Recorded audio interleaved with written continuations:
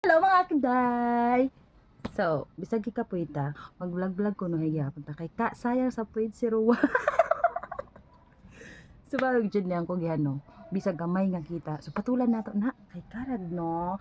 Of course, pag naiipon ang 0.01, mahino mo nag 0.02, 0.03, 0.04, 0.05, 0.06, 7, 8, 9, 10. O, di ba? Makatigom na ta.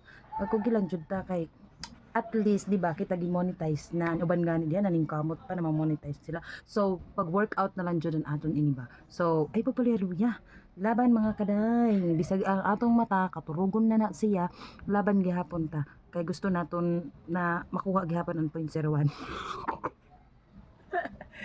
Agi, good man kani nga itong pagka-content creator. Basta importante, pag nagko-content ta, malipayon kita. Ay, pag mo content, kung kuan, lain imong buot. Oh, tanawa, agoy, good man, grabe na good man. Para mahawas na ta sa atong kalisod. Susanglit mag-content ta. Mali ninyo, diba? Hindi natin alam ang panahon, hindi natin masasabi. So, that's all for today's video, guys. Bye-bye.